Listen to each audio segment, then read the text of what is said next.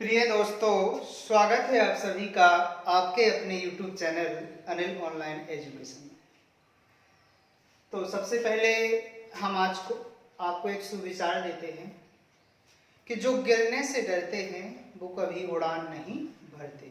मतलब यदि आप कोई काम करते हैं और आपको डर लगता है ये हम नहीं कर पाएंगे, यदि पहले से ही आपने हार मान ली तो क्लियर है कि यदि आपने अपने मन में विचार कर लिया है कि हम काम नहीं कर पाएंगे तो 100% उसको नहीं कर पाएंगे आप।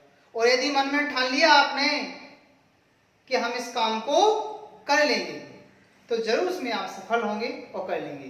कहते हैं ना, मन के हारे हारे और मन के जीते जीते।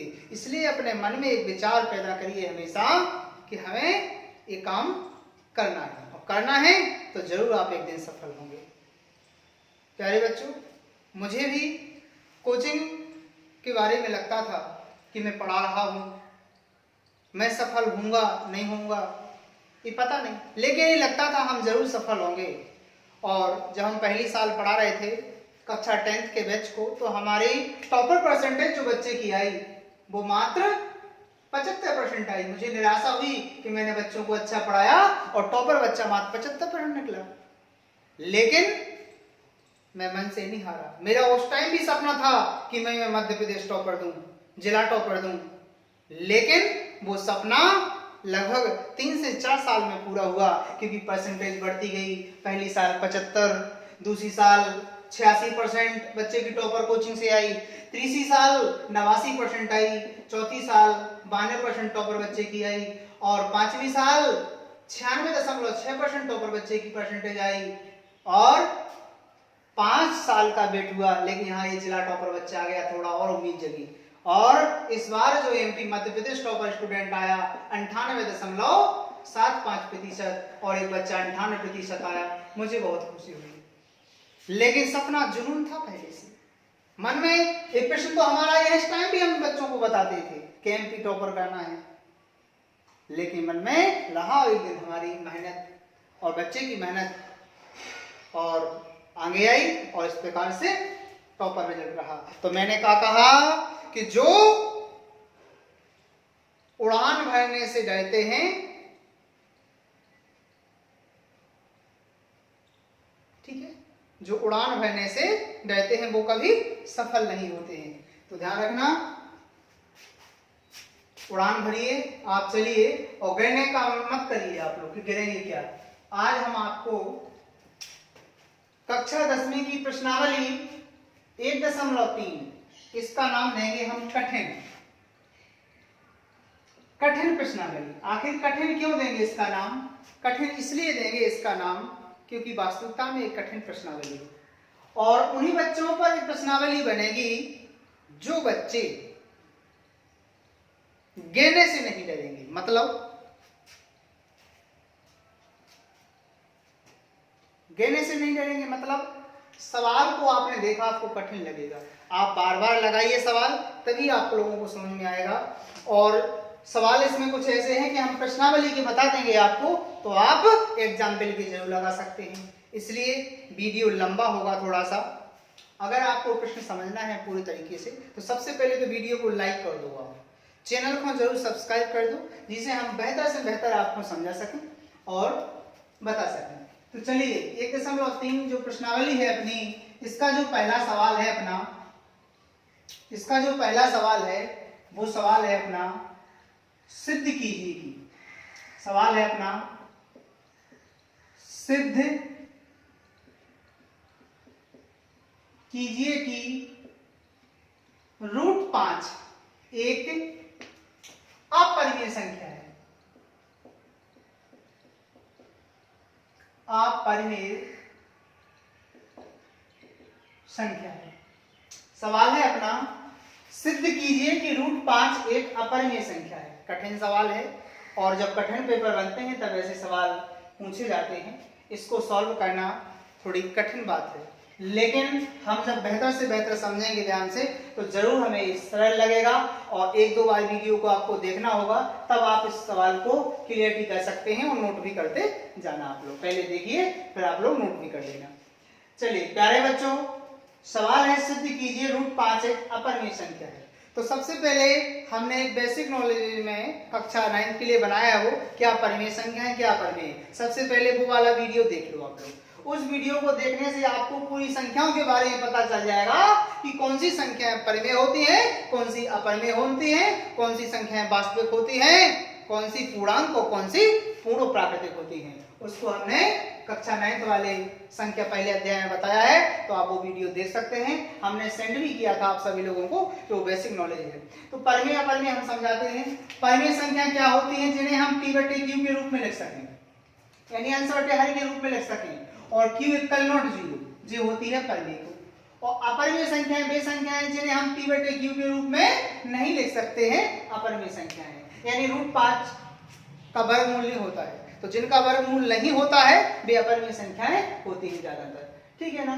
तो हम क्या कह सकते हैं कि इसे हम p बटे में नहीं लिख सकते हैं √5 को पूरा, तो ये अपरिमेय संख्या। आखिर अपरिमेय संख्या है तो अपन इसको सॉल्व कैसे करेंगे।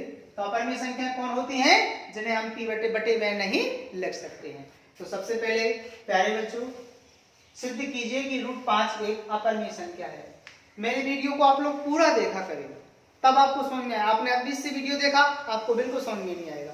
ध्यान रखें आप पूरा वीडियो देखें, और थोड़ा वीडियो हम लंबा करते हैं इसलिए कि आप लोग धैर्य से देखें अच्छे ढंग से, और विशेष गौर से आप डायरेक्ट हम सवाल नहीं बताते, थोड़ा आप समझ सकें उसको अच्छे ढंग से और देख सकें। सवाल है सिद्ध कीजिए √5 एक अपरिमेय संख्या है। तो सबसे पहले अपन जब इसे हल करेंगे तो अपन लिखेंगे पहले सिद्ध करना है। आप लोग नोट इसी प्रकार से करना, पहले देखो पूरा वीडियो फिर नोट कर लेना। पहले लिखना आप लोग सिद्ध करना है। ये तो पेपर में सवाल आ गया अपना, अब सिद्ध करना है। तो अपन लिखेंगे यहाँ पर √5 एक अपरिमेय संख्या है।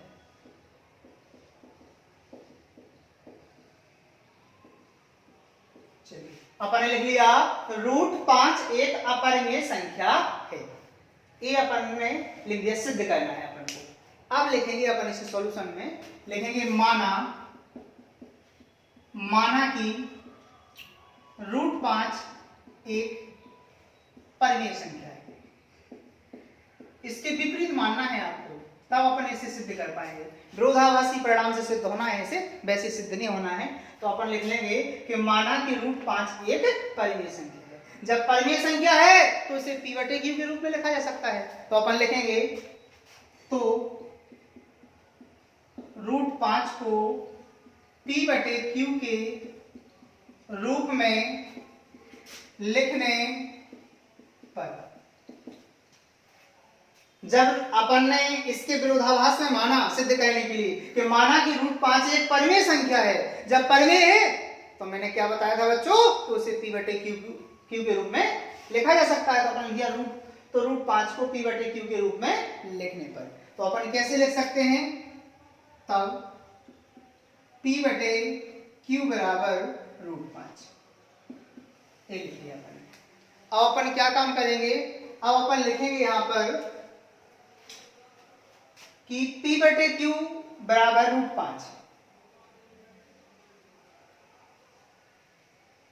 अब अपन एक काम करेंगे, इनको विभाजित करते हैं, माना कि a और b से, p व q को a और b से विभाजित करते हैं। तो अपन लिखेंगे कि p तथा q को सहभाज्य गुणनखंड a व b से विभाजित करने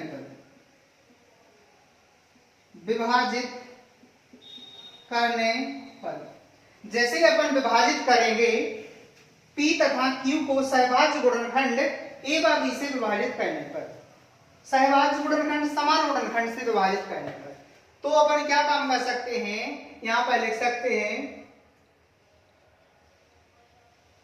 √5 बराबर, या ऐसे लिख सकते हैं a बटे b बराबर √5।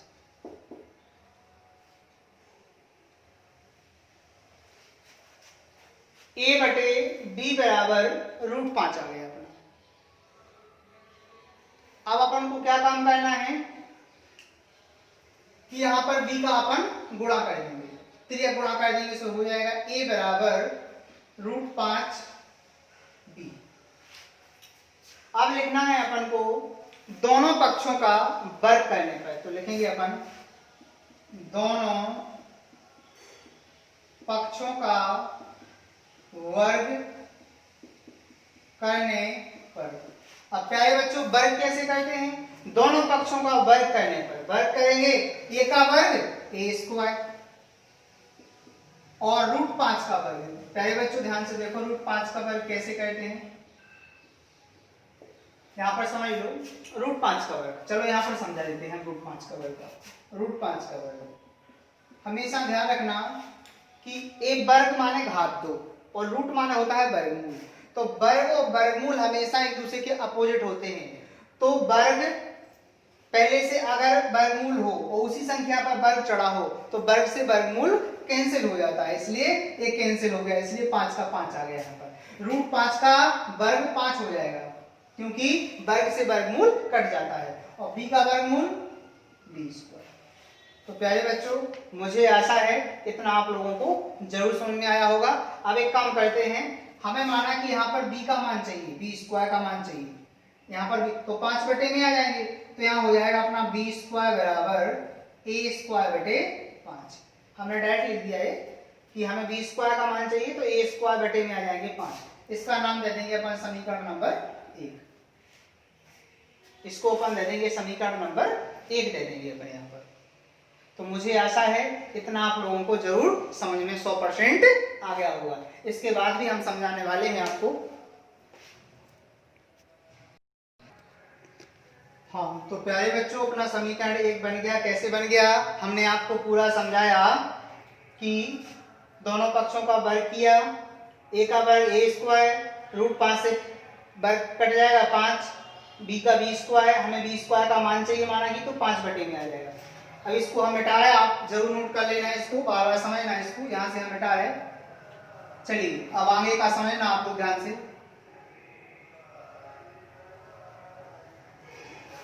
अब अपन को क्या काम करना है कि प्रमेय है आपकी गणित में, प्रमेय उसका नाम है प्रमेय नंबर 1.3। प्रमेय 1.3 से अपन को चलना है। इस सवाल में प्रमेय 1.3 से चलना है। प्रमेय 1.3 क्या है मैं आपको शॉर्ट रूप में बता रहा, आप उदाहरण में देख लेना, वहां पर दिया है पीछे प्रश्नावली के पीछे प्रमेय 1.3 पूरी दी है क्या है। तो प्यारे बच्चों प्रमेय 1.3 में लिखा है कि यदि p a स्क्वायर को विभाजित करता है, यानी जो p है वो a स्क्वायर को विभाजित करता है यदि, तो p a को भी विभाजित करेगा। ध्यान रखना आप लोग, माना कि a स्क्वायर बटे p है तो p a स्क्वायर को यदि काटता है पूरा तो वर्ग ना करके अपन p a को भी काट देगा पूरा। तो अपन को लिखना है कि p यदि स्क्वायर प्रमेय जो अपनी है वो समझाया, यदि p a स्क्वायर को विभाजित करता है तो p a को भी विभाजित करेगा। ध्यान रखना आप लोग, जो प्रमेय पीछे है आप देख लेंगे। तो अपन ने लिखा प्रमेय 1.3 से, तो इसमें अपन को लिखना है कि माना a बराबर 5c, इसमें अपन को ये मान लेना है। ये आप लोग याद रखिए डायरेक्टली कि यहाँ पर माना a बराबर 5 से। यदि हम इसको डिटेल से बताते तो काफी लंबा वीडियो हो जाएगा और प्लस आपको समझ में नहीं आएगा। ये आप लोग डायरेक्ट याद रखिए कि माना a बराबर 5 से, तब समीकरण 1 से। अब प्यारे बच्चों a बराबर अपन ने 5c माना, तब समीकरण 1 से। अब a का मान है 5c, इसको अपन रख लेंगे यहाँ पर, तो अपना हो जाएगा b स्क्वायर बराबर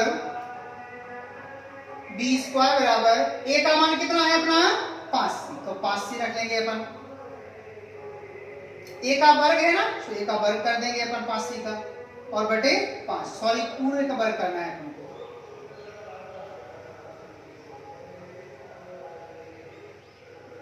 कैसे किया हमने, ध्यान से देखो प्यारे बच्चों। a का मान था 5c, तो जहां पर इसमें समीकरण 1 में a लिखा उसके स्थान पर रख दिया अपन ने 5c, और a का वर्ग है, सॉरी a का वर्ग है तो 5c का वर्ग कर देंगे और 5 अकेला लेंगे नहीं, सॉरी। अब चले इसको करते हैं सॉल्व। b स्क्वायर का b स्क्वायर, 5 का वर्ग 25, c का वर्ग c स्क्वायर बटे 5। अब 5 से 25 काट देंगे, 25, तो अपना ये आ गया, यहाँ पर लिखते हैं हम, ये आ गया अपना बी स्क्वायर बराबर 5c स्क्वायर। अब हमें चाहिए सी स्क्वायर का मान, तो हम 5 को बटे में कर देंगे, तो अपना हो जाएगा सी स्क्वायर बराबर बी स्क्वायर बटे 5। इसको दे देंगे हम समीकरण नंबर 2। अब समीकरण 1 व 2 को देखें आप लोग। समीकरण 1 में a स्क्वायर बटे 5, जब 5 a स्क्वायर को विभाजित करता है तो a को भी काटेगा, और यहां पर है b स्क्वायर बटे 5। तो जब हमने फिर में क्या बताइए समझती कि जब 5 b स्क्वायर को विभाजित करेगा तो b को भी करेगा कि नहीं करेगा। तो प्यारे बच्चों, अपन को एक भाषा लिखना है कि समीकरण 1 व 2 से स्पष्ट है कि प्रमेय 1.3 से अपन ऐसे लिख सकते हैं कि समीकरण 1 व 2 से स्पष्ट है कि 5 a और b दोनों को विभाजित करता है। a स्क्वायर b स्क्वायर करता है तो a और b को विभाजित करेगा। प्रमेय 1.3 के आधार पर लिखेंगे। अतः प्रमेय 1.3 से स्पष्ट है कि रूट 5 का 1 के अतिरिक्त कोई गुणनखंड नहीं है, यानी रूट 5 का 1 के अतिरिक्त कोई गुणनखंड नहीं है। यह विरोधाभासी परिणाम हमारी गलत अवधारणा से प्राप्त हुआ है। अतः रूट 5 एक परिमेय संख्या है। तो हमें भाषा लिखना है। यहाँ पर समीकरण 1 बना लिया, 2 बना लिया। अब यहाँ पर हम पूरी भाषा लिखने जा रहे हैं। उस भाषा को आप लोग पूरा नोट कर लेना, ये भाषा बहुत आवश्यक है। चलो, यहाँ तो समीकरण 1 को 2 बना दिया। अपन लिखेंगे समीकरण 1 व 2 से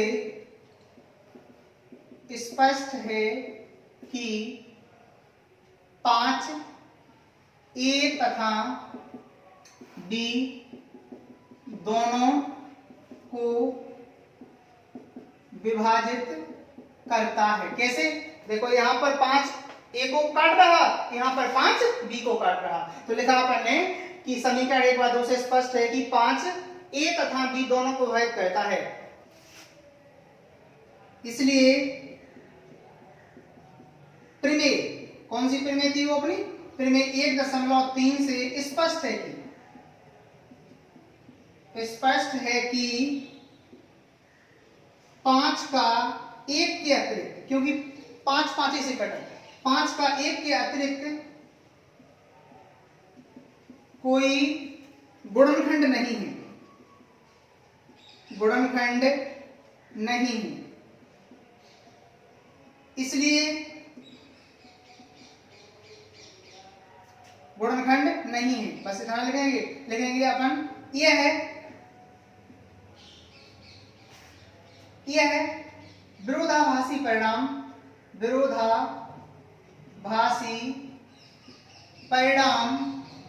हमारी गलत अवधारणा से प्राप्त हुआ है। अपन ने गलत नहीं माना था कि माना रूट 1 परिमेय संख्या है, रूट 5 एक परिमेय संख्या है। तो यह लिखना, यह विरोधाभासी परिणाम हमारी गलत अवधारणा से प्राप्त हुआ है। अतः रूट 5 एक अपरिमेय संख्या है, अपरिमेय संख्या है। प्यारे बच्चों, मैंने आप लोगों को समीकरण 1 व 2 बना के दिखाए, कैसे आए। फिर अपन को भाषा लिखना है। समीकरण 1 व 2 से स्पष्ट है कि 5 a तथा b दोनों को विभाजित करता है समीकरण के आधार पर। फिर लिखा, इसलिए प्रमेय 1.3 से स्पष्ट है कि 5 का 1 के अतिरिक्त कोई गुणनखंड नहीं है, क्योंकि वैसे अपन जानते हैं कि 5 5 से कटे, तो 1 5 गुणे 1 कैसे कटेगा? 5 1 5, 1 के अतिरिक्त कोई गुणनखंड नहीं है। यह विरोधाभासी परिणाम हमारी गलत अवधारणा से प्राप्त हुआ। अपन ने गलत मान किया था कि माना रूट 5 एक परिमेय संख्या है, अतः रूट 5 एक अपरिमेय संख्या है। अपन जब सही परिणाम पे आएंगे। तो प्यारे बच्चों, जरूर आशा है ये आपको पूरा वीडियो समझ में आ गया होगा। आपको नहीं भी आया फिर भी आप इसी प्रकार से नोट कर लेना। इसमें 1-2 स्टेप में आप लोग रट लेना, ध्यान रखना। कभी कभी थोड़ा रट्टा भी काम आता है प्यारे बच्चों, कभी कभी कुछ चीजें रटनी भी होती हैं। तो यदि आपको कुछ 1-2 स्टेप रटने भी आए तो आप लोग रट भी सकते हैं, कोई प्रॉब्लम नहीं। अब मैं आपको बताता हूं, एग्जाम्पल में एक सवाल है कि 9वां सवाल है एग्जाम्पल का। सिद्ध कीजिए कि रूट 3, जहां पर आपने रूट √5 लिखे, वहां पर √3 एक अपरिमेय संख्या है। तो प्यारे बच्चों पूरा सवाल ऐसे ही करना है, मैं बता नहीं रहा लेकिन मैं पूरा बता भी रहा। कैसे? √5 वाला सवाल है वो है, उसमें √3 एक अपरिमेय संख्या उदाहरण में है। तो आप लोग एक काम करना है एग्जाम्पल वाले को कि जहां पर इस सवाल में मैंने √5 लिखा आप √3 कर देना वहां पर, और कुछ भी नहीं करना है। भाषा सेम लिखने, सब कछु सेम करने, इतने बटे में 5 आए उतने 3 आ जाए, बाकी सब बिल्कुल ऐसे ही करने। आपको ऐसी भाषा लिखने जितने √5 है उतने √3 कर दियो। तो मैं आशा करता हूं आप लोग जरूर सवाल को कर लेंगे। मैं बता नहीं रहा लेकिन मैं इतना जरूर बता रहा कि करना बिल्कुल √5 जैसा है। √5 के स्थान पर अपन √3 रख देंगे जहां पर तो ध्यान रखना पूरा सवाल आपका सॉल्व हो जाएगा। अब मैं आपको अगला सवाल भी बता रहा हूं, उसको भी ध्यान से देखना।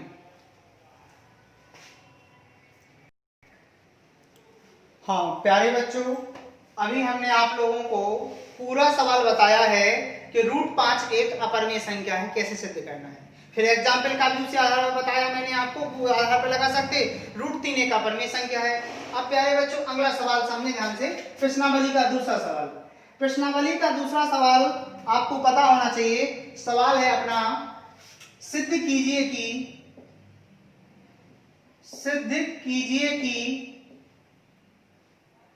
3 + 2√5 3 + 2√5 एक अपरिमेय संख्या है, एक अपरिमेय संख्या है, एक अपरिमेय संख्या है। तो प्यारे बच्चों ध्यान से समझना आप लोग, अगर इस सवाल को आपने पूरा समझ लिया तो मैं आपको 3 सवाल बताऊंगा ऐसे कि इसी आधार पे आप 100% सॉल्व कर सकते हैं। मुझे ये बताना है, एक तो आप एग्जाम्पल का कर सकते हैं और एक जो दूसरा प्रश्न है इसके तीसरे के कुछ प्रश्न हैं 2-3 भैया, उनमें से आप 1-2 प्रश्न पूरे सॉल्व कर सकते हैं 100%। तो प्यारे बच्चों सिद्ध कीजिए कि 3 + 2√5 एक अपरिमेय संख्या है। तो अपन लिख लेंगे बिल्कुल पिछले जैसा, पहले लिखेंगे सिद्ध करना है, पहले लिखें अपन सिद्ध करना है। सिद्ध का करके दिखाने अपन को 3 + 2√5 एक अपरिमेय संख्या है, अपरिमेय संख्या है, ये अपन को सिद्ध करना है। अब अपन विपरीत बिल्कुल वैसे ही लिखेंगे अपन कि माना कि 3 + 2√5 एक अपरिमेय संख्या, सॉरी एक परिमेय संख्या है, एक परिमेय संख्या। उल्टे मानते हैं अपन, हमेशा उल्टा मानना पड़ता है इसमें। अपरिमेय तो सिद्ध ही करना है, तो अपन लिखा कि माना कि, इसके विपरीत माना कि, ऐसा नहीं, इसके विपरीत माना कि, इसके विपरीत माना कि 3 + 2√5 एक परिमेय संख्या है। जब परिमेय संख्या है तो उसे हमें P/Q के रूप में लिखना होगा। इसलिए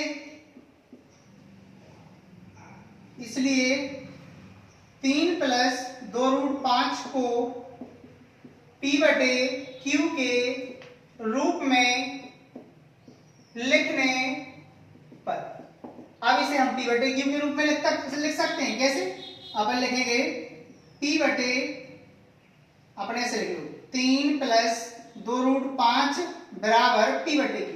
चाहे P/Q को इस बगल भी लिख लो चाहे इस बगल लिख लो, कोई दिक्कत नहीं। अब अपन क्या काम करेंगे, कुछ पक्षांतर करेंगे। अपन सबसे पहले पक्षांतर करते हैं 3 का, तो यहां पर क्या बचेगा 2√5 बराबर P/Q - 3। अब इस स्टेप को अपन सॉल्व कर लेंगे। पहले तो इस स्टेप को सॉल्व कैसे करते हैं उसको ध्यान से समझें। अपना है यहां पर 2√5 बराबर P/Q। अब ध्यान रखना प्यारे बच्चों, एक भिन्न बन गई अपन, इसके बटे में कर लेंगे अपन 1, या डायरेक्ट भिन्न कह सकते हैं कि P के बटे में तो Q है लेकिन माइनस है यहाँ पर 3 के बटे में कुछ नहीं है, इसके बटे में कुछ नहीं है, और पूरे के बटे में यदि अपन को Q करना है तो Q का गुणा कर दो 3 में आप लोग, सो हो जाएगा यहाँ पर 2√5 बराबर P - 3Q। कैसे? हमने क्या बताया आपको, सॉरी इसमें आप लोगों को एक काम करना है, P/Q के रूप में लिखने के जस्ट बाद अपन को क्या काम करना था कि अपन जैसे पी बटे क्यू के रूप में लिख लिया। फिर अपन को लिखना था, एक भाषा लिखनी थी यहाँ पर, जैसा पिछले सवाल में लिखा था कि पी व क्यू को सहभाज्य गुणनखंड ए व बी से विभाजित करने पर।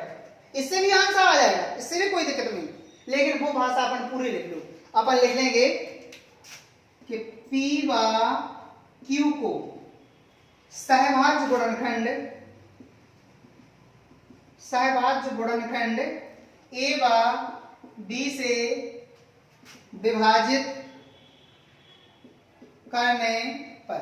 कुछ नहीं है उसमें अलग से, कोई डिस्टर्ब नहीं हुई है, पर सवाल अपन ने लिख लिया पी बटे क्यू के रूप में, तो पी बटे क्यू लिख लिया। अब पी व क्यू को सहभाज्य गुणनखंड ए व बी से विभाजित करने पर, तो अपन जहां पर पी है वहां पर ए लिख दो और जहां पर क्यू वहां पर बी लिख दो, कुछ नहीं है अलग से बोलना। तो अपना क्या आ गया सवाल, 3 + 2√5 बराबर ए बटे बी। अब एक काम कर लो, पक्षांतर कर लो 3 का, सो हो जाएगा 2√5 बराबर ए बटे बी माइनस के 3। अब 3 का गुणा कर लो अपन, सॉरी हमने क्या बताया था कि a बटे b माइनस 3, a के बटे में तो b है लेकिन 3 के बटे में कुछ नहीं है, तो b का गुणा अपन 3 में कर देंगे, पूरे के बटे में b को लिख देंगे। तो अपना हो जाएगा 2√5 बराबर a माइनस के 3b बटे b, जिस समझ लो भिन्न कर लिया अपन ने। अब इस दो का ही दो गुणा में है तो ये भाग में पहुंच जाएगा, तो हो जाएगा √5 बराबर a माइनस के 3b बटे 2b। कैसे आ गया, दो का यहां पर जो नीचे पक्षांतर हो गया। अब ये अपना हो गया। आप प्यारे बच्चों देखो ध्यान से यहां पर, क्योंकि a माइनस 3b बटे 2b ये तो परिमेय संख्या है, और जब जे परिमेय संख्या है तो बगल वाली संख्या भी परिमेय है, क्योंकि अपन ने माना है पहले से कि माना कि 3 + 2√5 एक परिमेय संख्या है, तो ये भी परिमेय संख्या है। लेकिन परिमेय संख्या तो अपन को भाषा लिख रहे हैं, परिमेय संख्या है, जैसे ये तो परिमेय संख्या अपन मान सकते हैं कि a माइनस 3b बटे 2b एक परिमेय संख्या है, इसको भी मानना है अपन को परिमेय संख्या। चूंकि यह हम परिणाम विरोधाभासी परिणाम हमारी गलत अवधारणा से प्राप्त हुआ है, अतः 3 + 2√1 परिमेय संख्या है, सॉरी अपरिमेय संख्या है, अपन को भाषा लिखना है। तो भाषा पे आए बच्चों हम यहाँ पर लिख रहा हमें, अपन लिखेंगे, चलो इसको मिटा रहा है यहाँ पर, इसको मिटा रहा है यहाँ से, फिर वो भाषा लिख रहा है यहाँ पर, पूरी भाषा को ध्यान से लिखना है। अपन ने लिखा चूंकि a माइनस के 3b बटे 2b एक परिमेय संख्या है, अर्थात क्योंकि इसके बराबर में a है तो ये भी परिमेय होगी। चूंकि a माइनस 3b बटे 2b एक परिमेय संख्या है, अर्थात √5 भी एक परिमेय संख्या है। फिर लिखेंगे चूंकि, इस अपन लिखा चूंकि एक परिमेय संख्या है अर्थात √5 भी एक परिमेय संख्या है। फिर लिखेंगे अपन कि यह है, फिर लिखेंगे √5 एक परिमेय संख्या है। यह विरोधाभासी परिणाम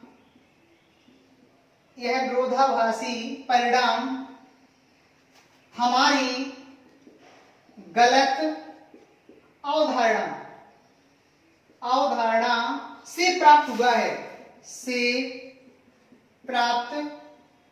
हुआ है, अतः जो सिद्ध करना बोल लो, अतः 3 + 2√5 एक अपरिमेय संख्या है। प्यारे बच्चों, मैंने आपको पूरा सवाल डिटेल से समझाया, आप लोगों को इसी प्रकार से सवाल को करना है, और इसमें ज्यादा स्टेप रटने की आवश्यकता नहीं, बिल्कुल सरल सवाल है। जो √5 की अपेक्षा ये तो बिल्कुल सरल सवाल है, आप लोग इसे भी पूरा कर लेना। प्यारे बच्चों, किस प्रकार से हमने किया ये तो आपने देखा ही है। सबसे पहले इसको हम दोबारा समझा देते हैं। यहाँ पर अपन ने पहले लिखा था कि एक परिमेय सिद्ध करना है, पहले का माना इसके विपरीत माना कि एक परिमेय संख्या है, तो इसे p बटे q के रूप में लिखा। p बटे q के रूप में लिखने के बाद अपन ने फिर क्या काम किया था कि p व q को a और सहभाज्य गुणनखंड a और b से विभाजित किया। विभाजित करने के जस्ट बाद अपन ने ये स्टेप लिख दी थी, 3 का पक्षांतर किया, a आ गया था अपना, a भिन्न को सॉल्व किया, a आ गया। a जब आ गया तो अपन ने क्या लिखा कि चूंकि a माइनस के 3b/2 भी एक परमीय संख्या है, अर्थात √5 भी एक परमीय संख्या है। जब j परमीय है तो a भी परमीय है। फिर क्या लिखा, √5 एक परमीय संख्या है, यह विरोधाभासी परिणाम हमारी गलत अवधारणा से प्राप्त हुआ है। मतलब √5 तो अपरमेय है ना, गलत अवधारणा अपन मान लिया था कि माना एक परमेय है से प्राप्त हुआ है। अतः 3 + 2 √5 एक अपरमेय संख्या है।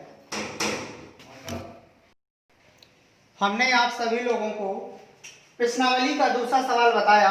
इस आधार पे आप एग्जाम्पल यानी उदाहरण का एग्जाम्पल नंबर 10वां लिखा है 5 - √3।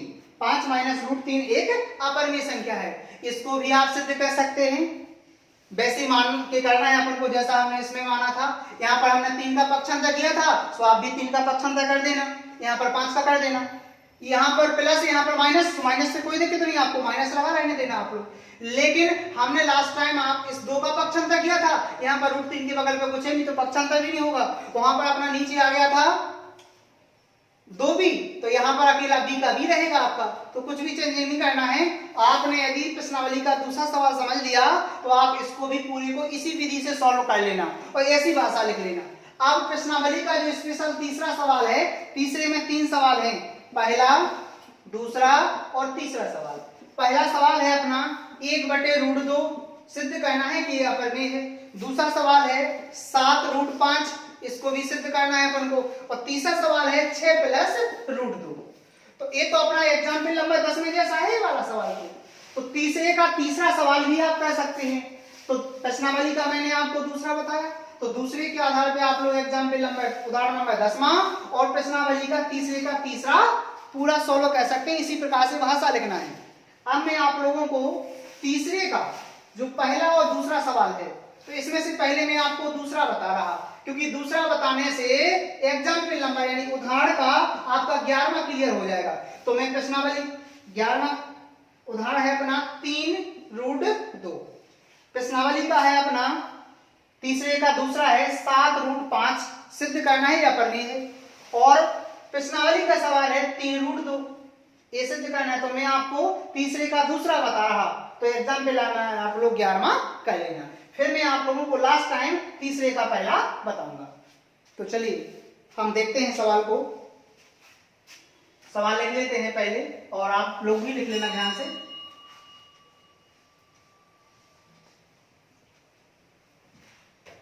सवाल है अपना प्रश्नावली तीसरे का दूसरा सवाल। उसमें लिखा है सिद्ध कीजिए कि निम्नलिखित संख्याएं अपरमेय है। तो अपन को लिखना है दूसरे सवाल में 7√5 एक अपरमेय संख्या है, अपरमेय संख्या है, यह अपन को सिद्ध करना है। अब अपन कैसे करते हैं, सबसे पहले लिखेंगे जैसे अपन को एग्जाम में लिखना है वैसे लिख के दिखा रहा मैं आप लोगों को। पहले लिखना है, यहाँ पर लिखेंगे अपन सिद्ध करना है, सिद्ध करना है। सिद्ध क्या करके दिखाना है, 7√5 एक अपरमेय संख्या है, अपरमेय संख्या है, सिद्ध करना है इनको। अब अपन पिछले जैसा करेंगे कि इसके विपरीत माना कि अपन लिखेंगे इसके विपरीत माना कि 7√5 एक परमेय संख्या है, परमेय संख्या है। आप प्यारे बच्चों, अपन ने उल्टा मान लिया, अपन को सिद्ध करना है अपरमेय संख्या, अपन ने उल्टा मान के करना है अपन सिद्ध कि इसके विपरीत माना कि 7√5 एक परमेय संख्या है। जब परमेय संख्या है तो उसे p/q के रूप में लिखना होगा, इसलिए 7√5 को p/q के रूप में लिखने पर आप हर सवाल में ये भी लिख सकते हैं जहां पर अपन p/q के रूप में लिखने पर जहां q = 0, क्योंकि परमेय संख्या में नीचे वाला 0 नहीं होना चाहिए। तो ये आप हर सवाल में लिख सकते जी वाली भाषा अपन जहां लिखते p/q के रूप में लिखने पर, तो ये जहां वाला आप हर सवाल में भी कर सकते हैं। अब लिखा अपन ने कैसे p/q में, सो अपन ने लिख दिया 7√5 बराबर p/q, चाहे p/q स्क्वायर लिख लो चाहे स्क्वायर। अब अपन क्या लिखते हैं कि कि P व Q को सहभाज्य गुणनखंड A व B से विभाजित करने पर। सो अपन लिखेंगे P व Q को सहभाज्य गुणनखंड A व B से विभाजित करने पर यदि आपको ये भाषा समझ में दिख ना रही हो तो मेरी भाषा तो सुनाई दे रही होगी आपको, ये आप लोग समझते जाना कि P व Q को सहभाज्य गुणनखंड A व B से विभाजित करने पर जब A और B से विभाजित करेंगे तो P बटे Q के स्थान पर अपन A बटे B लिख सकते हैं। तो अपन लिख देंगे 7√5 बराबर A बटे B। अब एक काम करेंगे अपन, यहाँ पर √5 के बगल पर 7 है, 7 का पक्षांतर कर देंगे। सो अपना आ जाएगा √5 बराबर A बटे B और 7 भी आ जाएगा अपना। यहीं तक सॉल्व करना है अपन को, अब तो सिर्फ भाषा लिखना है। ऐसे ही अपना जो एग्जाम्पल का सवाल क्या था अपना 3√2, बिल्कुल सेम इसी प्रकार से करना। आप देखो यहाँ तक कर लेना, सेम बिल्कुल सवाल करना है, संख्या बदली हो कुछ नहीं उसमें। अब सिर्फ भाषा लिखना है अपन को। भाषा क्या लिखना है, भाषा को अपन समझेंगे। भाषा बिल्कुल पिछले सवाल दूसरे जैसी लिखना है कि A बटे 7 भी एक परमेय संख्या है। जब J परमेय है तो इसके बराबर वाली भी संख्या परमेय होगी, लेकिन अपन जानते हैं √5 तो एक अपरमेय होती है, तो बिल्कुल वैसी भाषा लिख लेंगे कि यह विरोधाभासी परिणाम हमारी गलत अवधारणा से प्राप्त हुआ है, अतः 7√5 एक अपरमेय संख्या। तो अपन भाषा लिख रहे हैं पूरी, आपको समझा रहे। अपन लिखेंगे कि चूंकि A बटे 7 भी एक परमेय संख्या है, परमेय संख्या है क्योंकि बटे में सही है, परमेय है, अर्थात √5 भी एक परमेय संख्या होगी। फिर क्या लिखेंगे अपन कि ये है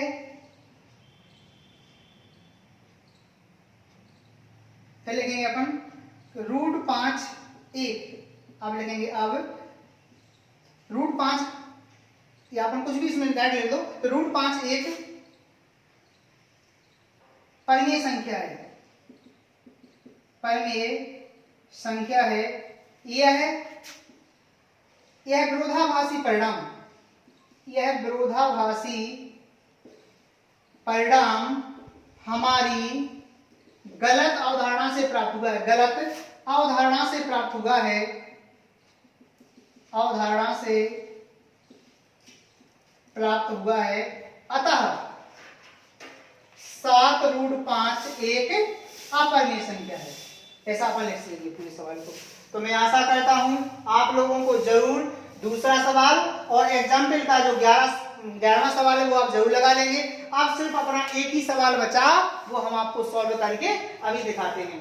तीसरे का 3 सवाल है, तीसरे में पहला, दूसरा और तीसरा। तो तीसरा आपका हो ही गया पहले से प्रश्नावली के दूसरे के आधार पर, और दूसरा हमने बता ही दिया आपको। अब सिर्फ पहला सवाल बचा, तो पहला सवाल हम आपको 1 मिनट बाद बताने वाले हैं।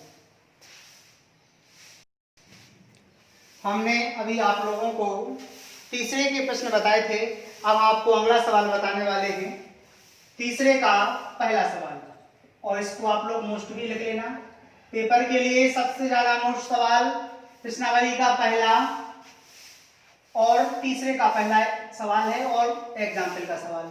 चलिए आप लोगों को तीसरे का पहला सवाल बताते हैं। सवाल लिखा हुआ है 1/√2, 1/√2 एक अपरमेय संख्या है, अपरमेय संख्या है। इस सवाल को जैसा हमने √5 को बताया था उसी विधि से इसको सॉल्व होना है, और ध्यान से समझने का प्रयास करेंगे आप सभी लोग। सबसे पहले अपन लिखेंगे, सॉल्व वैसे लिखना है अपन को, माना, फिर लिखेंगे सिद्ध करना है, सिद्ध करना है। सिद्ध क्या करना है, 1/√2 एक अपरमेय संख्या है, अपरमेय संख्या है। फिर अपन क्या लिख लेंगे, इसके विपरीत माना कि, इसके विपरीत माना कि 1/√2 एक परमेय संख्या है, परिमेय संख्या है। अब फिर क्या काम करेंगे, हमें पता है कि जब 1/√2 अपन ने परिमेय संख्या मान ली तो परिमेय संख्या को अपन को p/q के रूप में लिखना ही होता है। तो अपन लिखेंगे तो 1/√2 को p/q के रूप में लिखने पर अब लिख लेंगे अपन p/q बराबर 1/√2। फिर अपन क्या लिखते थे अपन कि p/q को सहभाज्य गुणनखंड a व b से विभाजित करना है। इसमें पहले जैसा पूरा सिस्टम करना है, फिर में इसमें 1.3 को भी लगाना है जैसा उसमें पहले सवाल में लगाया था अपन ने। तो अपन लिखेंगे p/q को सहभाज्य गुणनखंड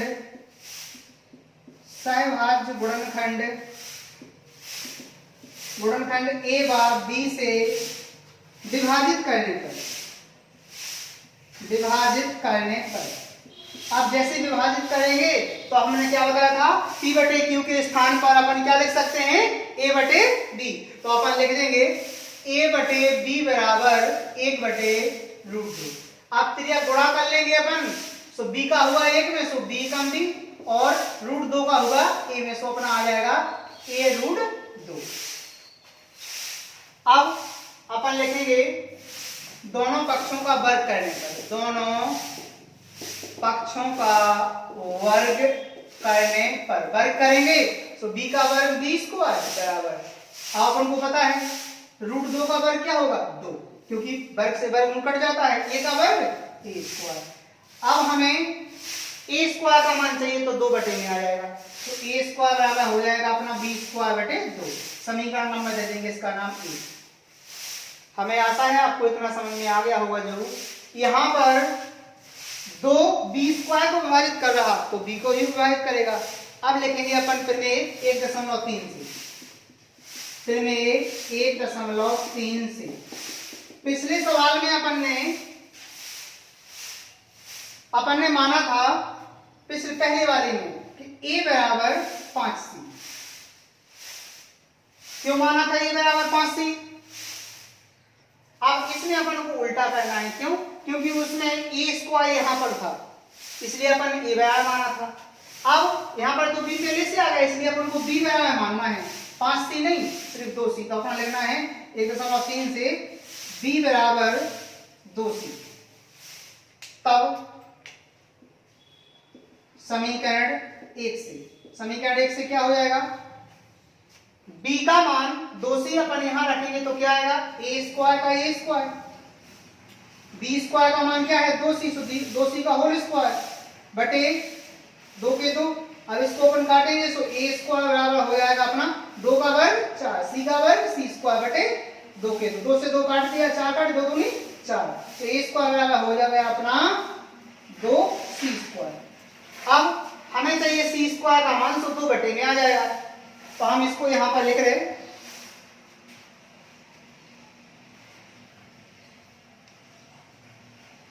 हमें चाहिए c स्क्वायर का मान, तो 2 बटे में आ जाएगा, क्योंकि गुणा की चीज हमेशा बटे में आती है। तो c स्क्वायर बराबर हो जाएगा अपना a स्क्वायर बटे 2। समीकरण नंबर दे देंगे अपन इसका नाम दूसरा।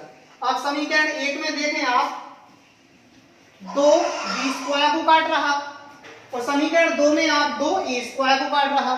तो हम प्रमेय से क्या कह सकते हैं, क्योंकि प्रमेय 1.3 क्या होती है कि यदि कोई संख्या उसके वर्ग को काट रही तो उसको भी काटेगी, विभाजित करेगी। तो अपन लिख देंगे समीकरण 1 बार 2 से स्पष्ट है कि 2 a और b दोनों को विभाजित कर रहा है, ठीक है ना। अपन लिखेंगे, अब तो सिर्फ भाषा लिखना है पहले जैसी। समीकरण 1 व 2 से स्पष्ट है कि, समीकरण 1 व 2 से स्पष्ट है कि 2a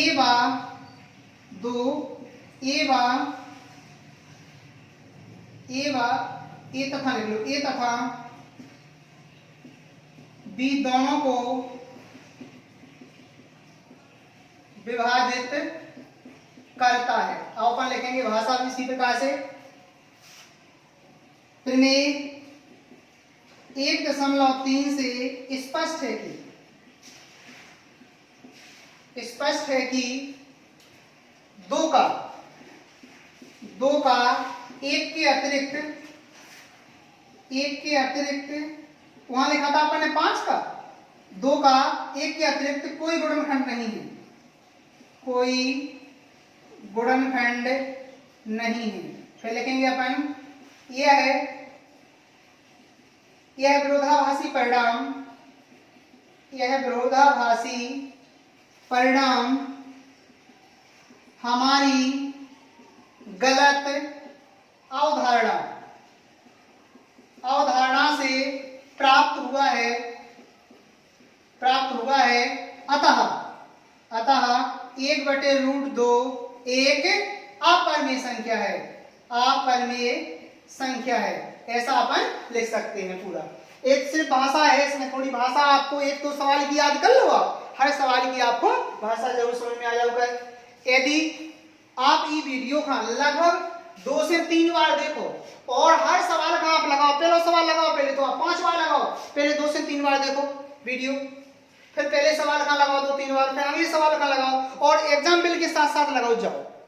और जो भी सवाल ना आए तो कमेंट में बता दियो हमें कि जो सवाल हमें नहीं समझ में आओ, सवाल नंबर लिख देना कमेंट में, नीचे कमेंट बॉक्स रहता है यूट्यूब पर, उसमें आप नीचे लिख देना कि सर मुझे तीसरे का कौन सा नहीं आया है, एग्जाम्पल नहीं आया, तो मैं पढ़ाने का प्रयास करूंगा।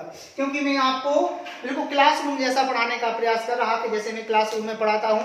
तो आज अपना एक अध्याय में 3 प्रश्नावली अपनी खत्म हो चुकी हैं। 1.1 पहले पूरी पढ़ाई हमने, उसको 3-4 वीडियो में बनाया था हमने। 1.2 के 2 वीडियो हैं, आप लोग भी पूरे देखो। अब 1.3 तो पूरी एक ही वीडियो में खत्म हो गई, पूरी कंप्लीट एक ही वीडियो में खत्म हो गई। इस वीडियो का आप लोग बार-बार देखो। 1.3 कठिन प्रश्नावली है, हमने प्रश्नावली 1.3 को कठिन नाम दो क्योंकि हर बच्चा ऐसे नहीं कर पाता है। आपने भली समझ भी ली हुई अगर कहीं भी, फिर भी समझ में नहीं आता है, तो बार-बार इस वीडियो को देखो। क्योंकि अगर 10 बच्चा पढ़ रहे तो मात्र 1 या 2 बच्चन पे इस प्रश्नावली के सवाल बनाते हैं, सब बच्चन पे नहीं बनाते हैं। तो ध्यान रखो कठिन प्रश्नावली है, और कठिन प्रश्नावली जब कठिन पेपर बनता है तो इस प्रश्नावली से जरूर सवाल आएंगे और आप लोगों को त्रैमासिक में, छमाही पेपरों में जरूर प्रश्न आएंगे। कल अपना अध्याय खत्म हो जाएगा क्योंकि अपना 1.4 लास्ट प्रश्नावली बची हुई है, तो कल अपना ये भी खत्म हो जाएगा। अध्याय 1 के बाद हम दूसरा अध्याय आपको पूरा पढ़ाएंगे। तो एक अध्याय में 1.1 पूरी पढ़ाई हमने, बार-बार पूरे वीडियो देखो। 1.2 पढ़ाई, 1.3 पढ़ाई, कल अपनी 1.4 प्रश्नावली खत्म हो जाए, अध्याय 1 कंप्लीट हो गया अपना। फिर हम आपको अध्याय दूसरा पढ़ाएंगे कक्षा 10वीं का ध्यान से, फिर अगला सब्जेक्ट भी शुरू होगा आप लोगों का। और हमने कहा ही था आपसे कि आपको वीडियो यदि अच्छा लगा है पूरा तो इसे लाइक जरूर करो, शेयर और सब्सक्राइब भी करो। और हम आपको 2 बातें और बताने वाले हैं, अभी समझा रहे हैं। हम आप सभी लोगों को प्रश्नावली का एक सवाल और बताने जा रहे हैं। हमने कहा था उसी आधार पे आप कर सकते हैं, लेकिन हम तीसरे का एक सवाल और बताने जा रहे हैं आपको। तीसरे को पहला बता दो हमने, दूसरा भी बता दो, तीसरे को तीसरा भी बताने जा रहे हैं, क्योंकि प्रश्नावली के सारे सवाल करवा रहे हैं हम आप लोगों को। सवाल है अपना 6+√2। एग्जाम्पल के आप लोग खुद कर लीजिए, प्रश्नावली के हम बताने सारे, ठीक है ना। हमने कहा था 6, इसको आप कर सकते हैं, लेकिन आप लोग इसी आधार पे एग्जाम्पल नंबर जो आपका पीछे दिया है 10वां, उसमें सिर्फ प्लस माइनस का अंतर है और इसी प्रकार से करना है, उसको आप लोग कंप्लीटली कर लेना। तो चलिए प्यारे बच्चों, इसमें अपन भाषा लिखते हैं। सवाल है अपना, सिद्ध कीजिए कि 6+2 एक अपरिमेय संख्या है। तो अपन लिखेंगे पूरा सवाल, पूरी अच्छी भाषा से लिखेंगे। पहले लिखेंगे सिद्ध करना है, सिद्ध करना है। सिद्ध क्या करना है? 6+√2 एक अपरिमेय संख्या है, अपरिमेय संख्या है। ये अपन को सिद्ध करके दिखाना है। फिर अपन लिखेंगे इसमें, यहां से आप लोग पेपर में सवाल आए तो यहां से क्या करें, पहले लिखा करें सिद्ध करना है, ऐसा लिख लो आप लोग। फिर अपन लिखेंगे इसमें कि इसके विपरीत माना कि, इसके विपरीत माना कि 6+√2 एक परिमेय संख्या है, परिमेय संख्या है। अब प्यारे बच्चों बताओ आप लोग हमें कि जब 6+√2 एक परिमेय संख्या है तो परिमेय संख्या को काय के बटे में लिखा जाता है, p/q के रूप में। तो अपन लिखेंगे तो 6 प्लस रूट 2 को P बटे Q के रूप में लिखने पर, अब इसे हम P बटे Q के रूप में कैसे लिखते हैं, अपन लिख लेंगे P बटे Q बराबर 6 प्लस रूट 2, चाहे इसके आगे लिख लिया करें P बटे Q, चाहे पीछे, इसमें कोई दिक्कत नहीं है। चलिए अपन क्या काम करते हैं, अपन सबसे पहले वही भाषा लिखते हैं कि P व Q को सहभाज्य गुणनखंड A व B से विभाजित करने पर, तो वही भाषा लिखेंगे P तथा Q को सहभाज्य गुणनखंड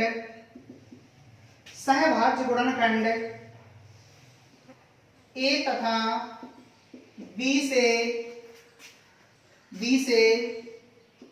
विभाजित करने पर, P तथा Q को सहभाज्य गुणनखंड A तथा B से विभाजित करने पर, विभाजित कैसे करते हैं अपन, सबसे पहले अपन लिखेंगे इसमें क्या, डायरेक्टली भाषा P बटे Q के स्थान पे अपन A बटे B लिख देंगे, A बटे B बराबर 6 प्लस रूट 2। अब क्या काम करना है हमें, 6 का इस साइड पक्षांतर कर दो, A बटे B माइनस के 6 बराबर रूट 2।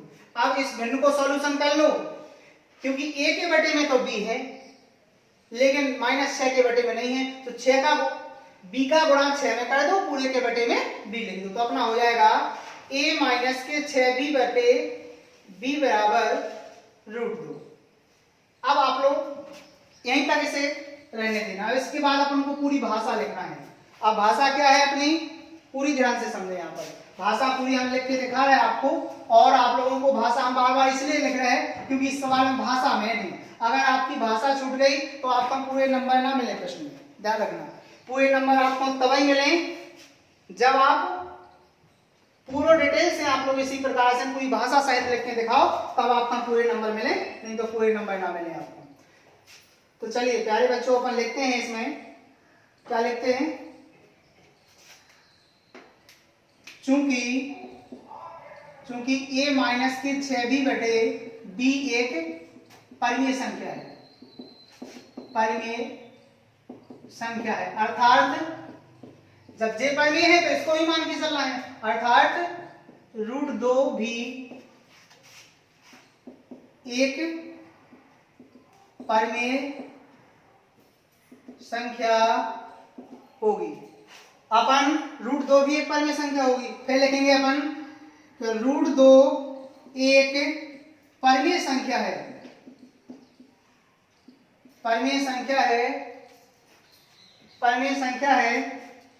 रूट 2 एक परिमेय संख्या है। यह है विरोधाभासी परिणाम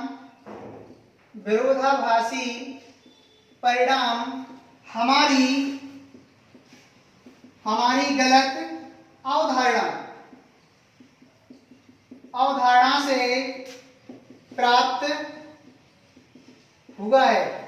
लास्ट में लिख देंगे अतः 6 प्लस रूट 2 एक अपरिमेय संख्या है,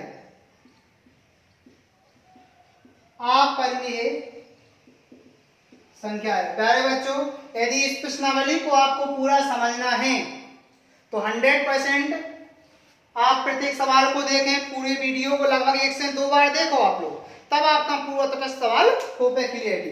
और सबसे पहले हम आपको मैथमेटिक्स में नंबर के लिए कुछ टिप्स बताने वाले हैं।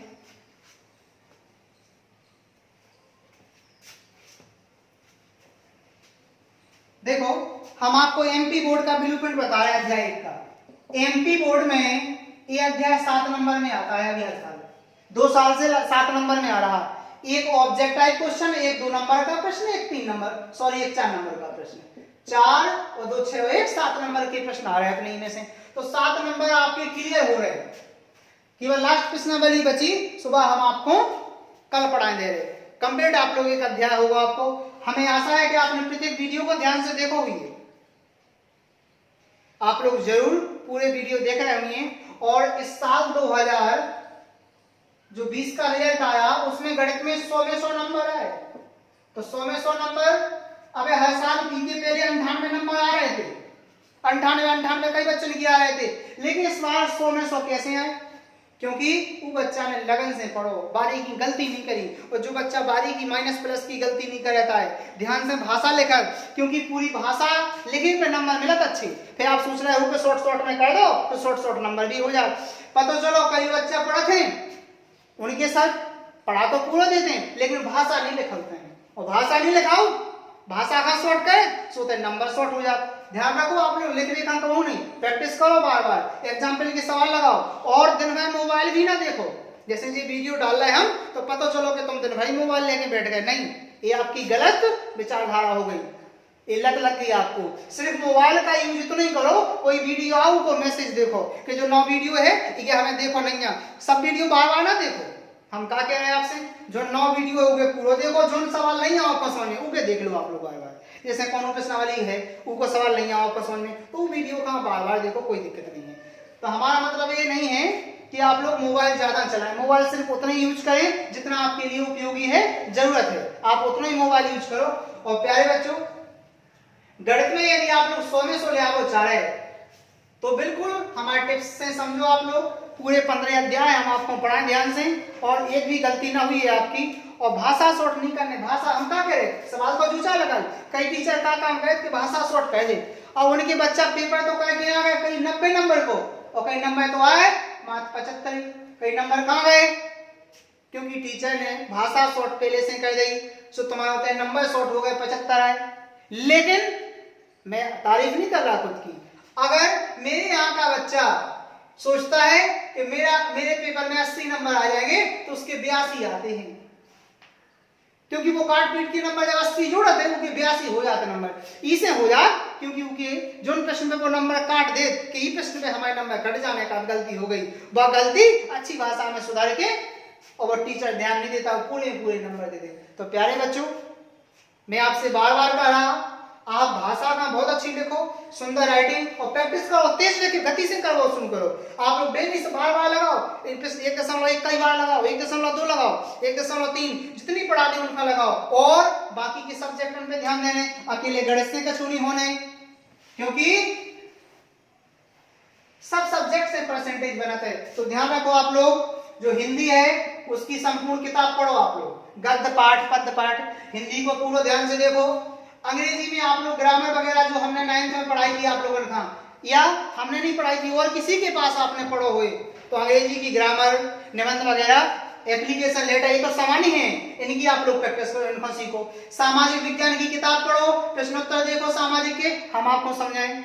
विज्ञान की भी किताब पढ़ो, हर सब्जेक्ट का 1-1 2-2 घंटा पढ़ो, और गणित में विषय हो अपनो, गणित का भी समझो। संस्कृत में जो आपने 9th में ग्रामर पढ़ी थी, वो ग्रामर की प्रैक्टिस करो, क्योंकि संधि व्यय की गई है, समास व्यय है, और निबंध नहीं है। निबंध संस्कृत भाषा महात्म का सीख लेना आप लोग कक्षा 10 के लिए, बहुत मोस्ट निबंध है। और आप किसी भी बोर्ड के स्टूडेंट हो, क्योंकि एनसीईआरटी में हर क्लासेस में, चाहे आप यूपी बोर्ड के स्टूडेंट हो, चाहे एमपी के हो, चाहे राजस्थान के हो, चाहे दिल्ली के हो, जहां के भी आप स्टूडेंट, चाहे छत्तीसगढ़ के हो, सब जगह एनसीईआरटी को सागो। एनसीईआरटी में समान है, जो आप लोग एमपी बोर्ड की पढ़ रहे हैं सुबह हर जगह की है, तो ऐसा नहीं है कि कुछ अलग से हो। तो प्यारे बच्चों, आपका पूरा वीडियो जरूर पसंद आ हुई है, इसे लाइक शेयर और सब्सक्राइब जरूर करो, और पूरी प्रश्नावली आप लोग बार बार लगाएं, पूरे वीडियो को देखो। आप लोग जितना आपको देखना हो उतना सवाल कर लो, फिर वीडियो को बंद कर दो, फिर चला दो आगे को, इस प्रकार से स्टेप बाय, क्योंकि वीडियो बड़ा हो गया अपना ही। तो प्यारे बच्चों, नमस्कार, थैंक यू, फिर मिलते हैं 1.4 में। प्यारे बच्चों, हम आपको एक बात बताओ, भूल गए, आप लोग गणित जो पढ़ रहे हैं, ये गणित में आपको एक बात ध्यान रखने कि साथ में अपने ऑब्जेक्ट क्लियर कर जाने। ऑब्जेक्ट कैसे आउट पेपर में भी सुनो आप लोग, जैसे ऑब्जेक्ट पेपर में बनत है, सबसे पहले तो जो याद हो अपनों कि रूट 5 एक परमीय संख्या पर, तो अपन को ध्यान चाहिए अपरमीय संख्या है, ठीक है ना। तो ध्यान रखो, जो किताब के लास्ट में सारांश रहता ना, सारांश, इससे ज्यादातर ऑब्जेक्ट पूछे जाते हैं, तो हर पाठ को आप सारांश तो पढ़ ही लो। जैसे कि 12 पाठ है, 13 पाठ है, में सारांश में सूत्र दे गए, तो कछु अध्याय ऐसे हैं कि आप खुद लगा सकते हो, ध्यान रखो आप लोग। जैसे प्रायिकता वाले सवाल लास्ट में, सांख्यिकी वाले सवाल हैं। तो कुछ अध्याय आप लोग खुद करो मेहनत, टीचर ये सब कछु नहीं बता सकता, कछु खुद मेहनत करो। तो प्यारे बच्चों सारांश का ध्यान से पढ़ो आप लोग, हर पाठ के चाहे कोनो भी विषय को सारांश हो गए, सारांश आप ध्यान से समझो, क्योंकि सारांश से अगर 10 नंबर की ऑब्जेक्ट आउट पेपर में तो जरूर 5 नंबर के सारांश से पूछेंगे, और सारांश में पूरे अध्याय को सागर। तो मैंने क्या बताया आपको, सारांश हर विषय का आप लोग पढ़ें, चाहे आप विज्ञान का हो, हर पाठ का सारांश, क्योंकि सारांश से पूरे मेन जो शॉर्ट क्वेश्चन होते हैं, जो एक शब्द में उत्तर है, खाली स्थान है, जोड़ी है, ज्यादातर विवतई से बना देते हैं, ध्यान रखो आप लोग। तो प्यारे बच्चों सारांश प्रत्येक विषय का पढ़ें आप। सामाजिक विज्ञान में सारांश है, कुछ उसमें शब्दावली देगी, विज्ञान में तो बिल्कुल विशेष गौर से, गणित में भी सारांश है, सारांश का समझने को प्रयास करो। जैसे यूक्लिड व्यवहार में है, अब a बराबर bq प्लस r है अपनी, अब आप लोग इन में आपको मौखिक याद होना चाहिए, कुछ चीजें आप लोग बिल्कुल मौखिक करो। तो सारांश में बहुत अच्छी बातें बताई हैं, उसमें से कुछ कठिन स्तर की भी सारांश है, उनको भी ध्यान से समझो आप लोग, और नोट भी कर जाओ। और आप लोग ये अध्याय की फेयर भी बना सका तो अपने हिसाब से फेयर भी कर सका, तो क्योंकि अपना कोर्स पीछे हो गया। कैसे हो गया, क्योंकि अभी तक लगभग 3 या 4 अध्याय पढ़ रहे होते अपन जुलाई में, क्योंकि जून से अपनी कोचिंग चालू हो जाती, 2-3 अध्याय जून में पढ़ जाते, अभी जुलाई में लगभग अपन 3 से 4 अध्याय पे होते। तो लेकिन कोई चिंता का विषय नहीं है, सब निपट जाएगा, क्योंकि सरकार कोर्स भी छोटो कर दे जा रही है। क्योंकि आपको पता है कोरोना वायरस के कारण स्कूल कॉलेज पूरा भारत बंद रहा, और स्कूल बसें तो आज भी बंद हैं, कोचिंग सेंटर आज भी बंद हैं। सरकार की देखो कैसी गाइडलाइन आई, वैसे सेंटर चल पाने। अब कोनो भरोसा नहीं है कि सेंटर कब से हुई है चालू। अगस्त की सुनवाई है कि 15 अगस्त के लगभग कोचिंग हो सके चालू, फिर भी देखते हैं सरकार की गाइडलाइन कैसी आती है, उसी आधार पे अपन कोचिंग सेंटर को चालू कर पाएंगे। तो प्यारे बच्चों आज के लिए फिलहाल इतना ही, कुछ चीजें हम बताना भूल गए थे, हम फिर से बता गए आपको कि सारांश हर विषय का पढ़ो, ठीक है ना। Thank you.